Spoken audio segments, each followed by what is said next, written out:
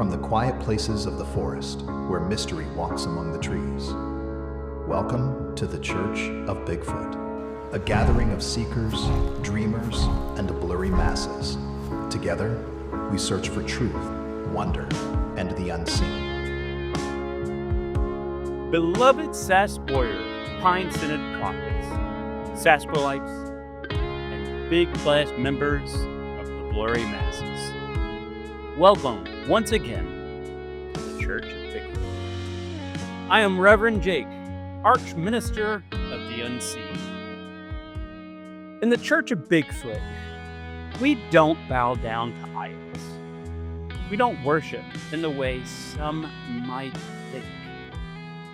We do not chase empty rituals. We walk beside Bigfoot.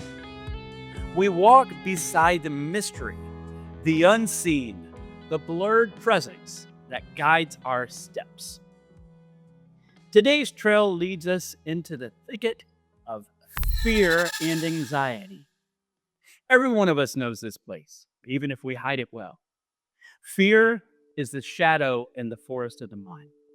It's the rustling in the brush when you're alone at night.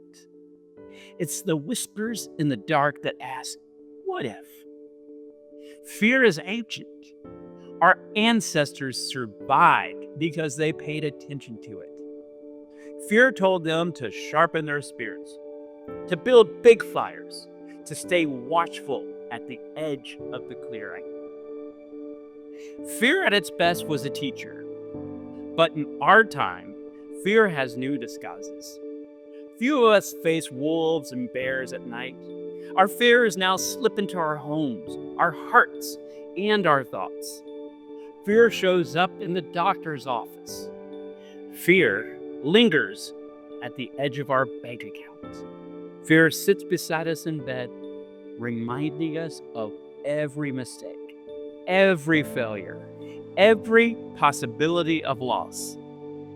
And sometimes fear even boards the airplane with us.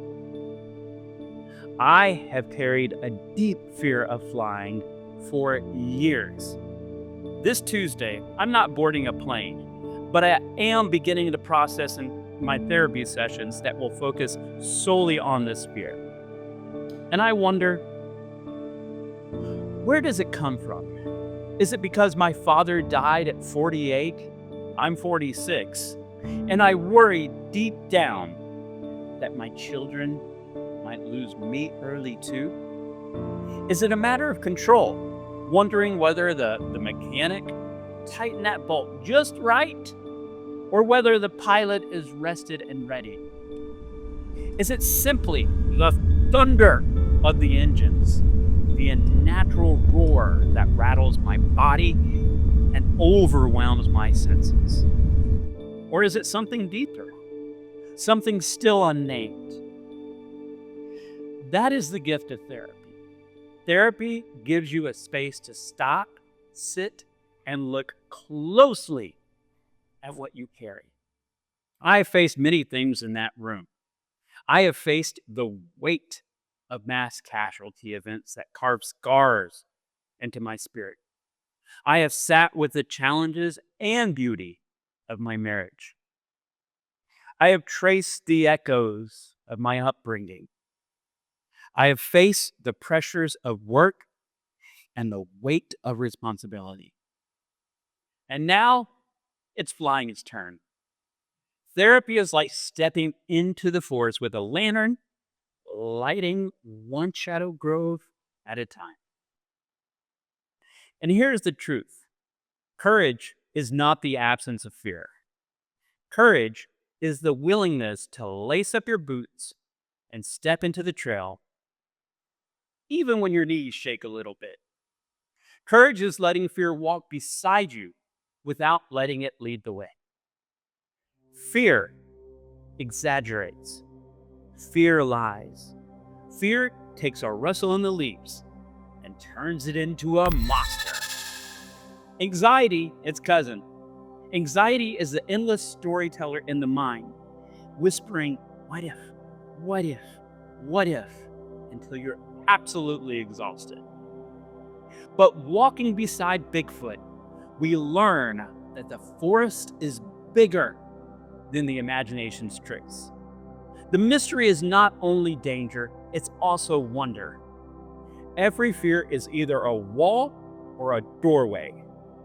For years, I treated flying as a wall, but now I want to see it as a doorway. And when you step through, you discover that the path opens wider than you imagined. Fear says, "What if I fall?" Faith whispers, "What if I fly?" Fear whispers, "What if I lose?" Growth whispers, "What if I learn?" Fear says, "What if I am not enough?" Hope whispers, "What if I'm more than I ever knew?" That's what walking beside Bigfoot teaches us.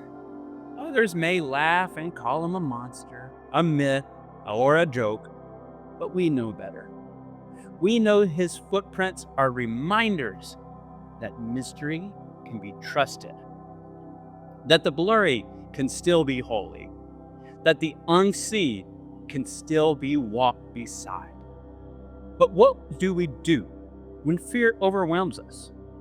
How do we handle the anxiety when it floods our chest and shakes our knees? Let me share some practices, not prescriptions, not commandments, just things that have worked for me or others I've spoken to. Some people breathe deeply, slowly, until their body catches up with their heart. Some imagine roots growing from their feet into the ground, steadying them like trees in the wind.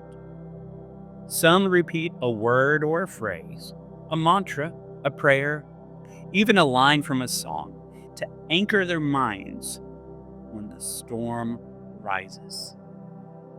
Others find comfort in naming what they control and letting go of what they cannot. On a plane, I cannot control the weather, the pilot, or the mechanics, but I can't control my breath. I can control the choice to focus on the moment. I can remind myself, right now, I am alive. Right now, I am safe. Some people carry something physical, a small coin, a stone, a wristband. When anxiety hits, they hold it, they feel its weight, and remind themselves that they are grounded. And some people talk. They call a friend. They sit with a therapist. They open their hearts to another human being and find that naming their fear shrinks it. Because fear thrives in silence, but it weakens when it's spoken aloud. These are just a few practices, just suggestions, things that have helped me or have helped people I walked beside. If you search coping mechanisms in your online, you'll find a whole forest of them. And maybe one of them will fit you better than the others. That's the beauty of it. You don't have to fight fear alone. You don't have to do it only one way. But here's the key.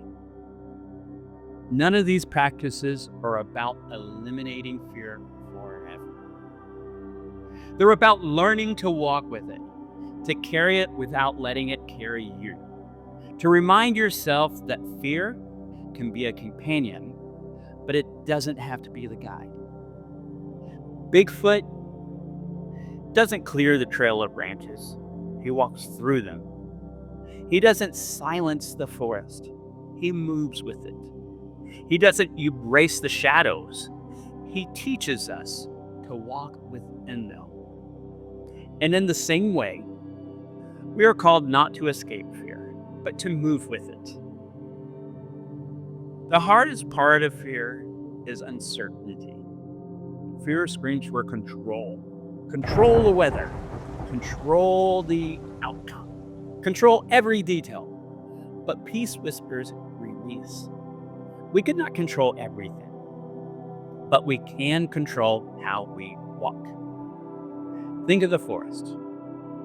You cannot control the deer that may leap across the path, or the storm that may roll in, or the way the trail twists. But you can keep walking. You can breathe in the pine. You can trust that the footprints ahead of you mean you are not alone. So what does this mean for us as Squatchalites?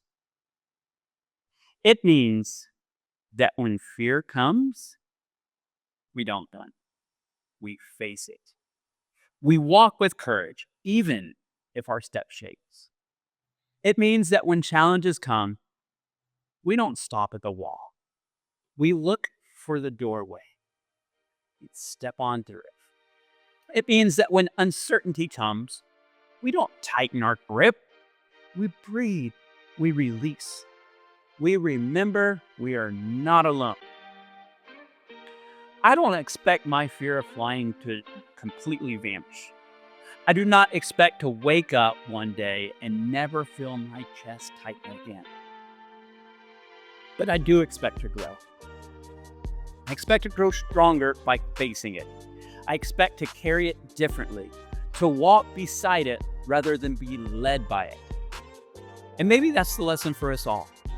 Fear does not have to vanish. It just has to be put in its place. The final word does not belong to fear. The final word belongs to courage. The final word belongs to growth.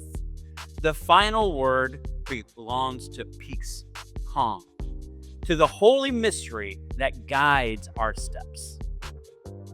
So today, whatever fear you are carrying, big or small, named or unnamed, see it for what it is. Not a wall, but a doorway. Step toward it. Face it with trembling or courage. Reframe it as growth.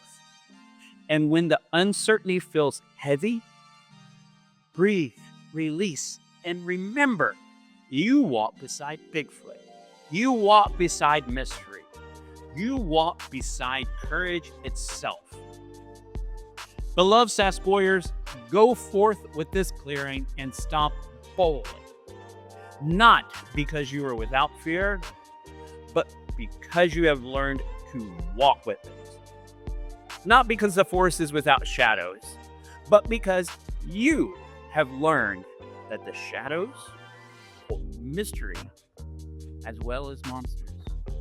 Not because the path is clear, but because every footprint before you reminds you you are not alone. Fear may whisper, but it never gets the final say. The final word belongs to courage. The final word belongs to growth. The final word belongs to peace. The final word belongs to the footprints of the forest floor, guiding us deeper into life. And so I leave you with this blessing. May your fears become your teachers. May your anxieties become your doorways. And may you walk beside Bigfoot into the forest of your life with strength, with courage, and with peace. I am Reverend Jake, Archminister of the Unseen, and this has been the Church of Bigfoot. Amen and A-foot.